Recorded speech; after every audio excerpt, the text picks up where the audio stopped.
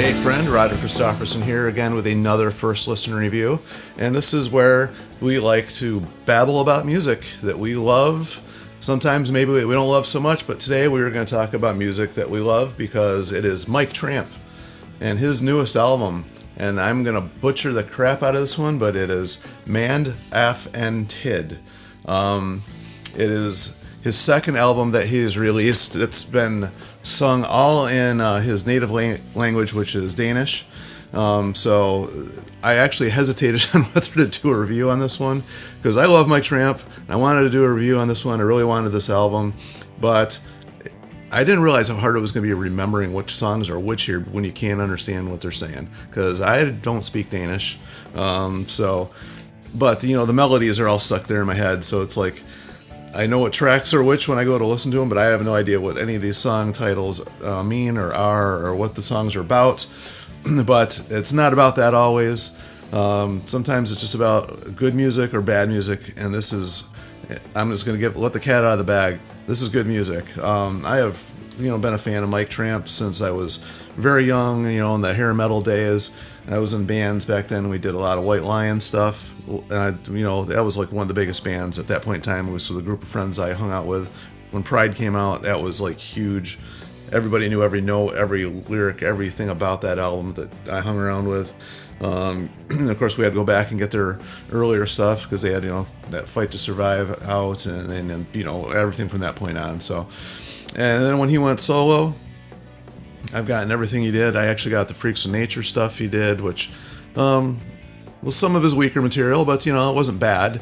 But when he went solo, I really enjoyed his solo material a lot. It was a lot different than White Lion. This is a lot different than his other solo material, not just because of being sung in a different language, because this one's a lot different. This is the second one he's done in the Danish. The first one was actually a lot more mellow. And not that this one's like super rock, but this one has a lot more flavors to it than the last one. So I'm not going to go through it, like track by track, but just because I don't even know what these song titles are. And it was funny because my band was actually supposed to do a show with Mike Tramp last summer, last April, I guess it was. So last spring, I guess it would have been. And we were all set up. We were going to do a little, he was out with his guitar player at the time, was a different guitar player that's on this album, doing a bunch of White Lion stuff. And they're doing a bunch of little smaller shows. And we were going to do one of the shows with them. And he got COVID right before, like 1 or 2 days before it, and had to cancel a few shows. And that was one of the ones that he ended up canceling. So big bummer there.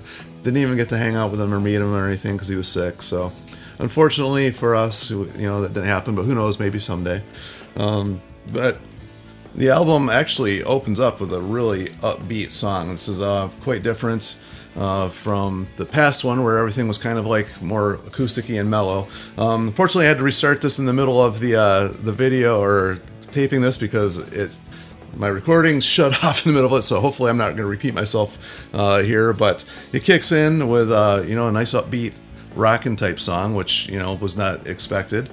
And from that point, and a lot of keyboards, in case I didn't mention that already, lots of keyboards, piano in particular, lots of piano. So the next two songs, actually next three songs here are kind of like a mid-tempo, what we've kind of heard from him before, but with a lot more production going on. There's a lot more instrumentation going on. He's got more people involved in this one. He's actually got a lot of female background vocals going on throughout these songs, so a lot of harmonies and stuff happening. Then we get to track number 5, and that's just an all-out ballad, really mellow. I actually fell asleep when I was listening to this the first time, and not because it was boring, it was just because it was so relaxing, and his voice is just so comforting and relaxing. And probably the fact that I didn't know what he was singing helped because I was just listening to just the music and just the melody. So that was pretty cool. However, it takes a big left turn after that, something I've never heard him do. He starts in with this organ, it sounded like a Hammond, distorted a little bit, and there's a long intro, a little over half a minute, and then it kicks into this rock and blues swing type sounding thing, which totally unexpected. I didn't see that song was going in that direction at all, and that was pretty cool. I never heard him sing anything quite like that, so that was maybe a little bit in the White Lion days, I can think of a couple of songs that were bluesy, but not like this, in this style anyway. And then another complete left-handed turn. You hear these big strings kick in, and it just took me back like instantly to my childhood. My grandfather's, when my grandparents would like babysit us kids once in a while, they would watch. My grandfather loved Lawrence Welk. He would watch Lawrence Welk, and it just, the strings just sounded like that. It was like instantly nostalgic, which is awesome when music can do that. However, the rest of the song doesn't sound like Lawrence Welk at all, but the strings just kind of instantly took me back to that sound, that era, and the rest of the song is pretty mellow. It's another mellow ballady song, but really different in a ballady type of way, and that's the best I can explain that one, because that one's really left field. You have to hear it to understand what I'm what I'm talking about there. And then it kind of goes into the next three songs from that point on are kind of in the mid-tempo range, a lot of acoustic and a lot of piano involved in these songs. And the thing I think I noticed about this album is on his past stuff, he's always done more, melancholic type sounding songs, and his sing has been more melancholic, where, and he self-admittedly uses a lot of the same chords and same progressions and stuff, but he does what works well for him. But the addition of the female vocals and the piano especially, and the melodies the piano is playing in contrast with the guitar, is just very uplifting. It's still got the melancholic with the uplifting sound to it, which was completely cool for me. I really enjoyed this album.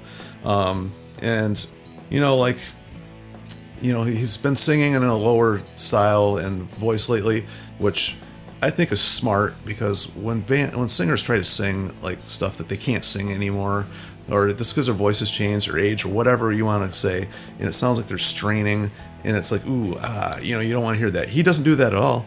He plays to his strengths. He plays songs and sings melodies that show the strength in his voice, and he does that really well on this album. And it doesn't matter that I can't understand what he's saying. Maybe someday we'll hear an English version of it. I'm not going to hold my breath, but that would be cool. That's just me being selfish, wanting to know what the songs are actually being sung and what the words actually are. Suppose I could find a translation and translate it over, somehow, but I probably won't do that, not going to lie. But this was just a cool album. I really enjoyed listening to this. Love Mike Tramp. Don't know if I repeated myself in there, because like I said, I did restart this in the middle of it, but hopefully I didn't repeat too much. And Mike just obviously was not repeating himself at all here. This is new.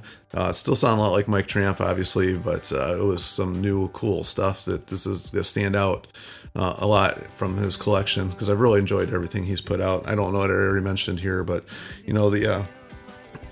his vast catalog of stuff has taken a lot of turns and a lot of different styles, and this is just a new one to add to it. So, as always, feel free to comment, leave anything you think I may have left out in the comments, or any stories you want to add that you've encountered with Mike Tramp or whatever over the years. And like, share, and subscribe to keep the music alive, because this is one artist I would like to see keep releasing cool stuff like this. So anyway, till next time, we will see you.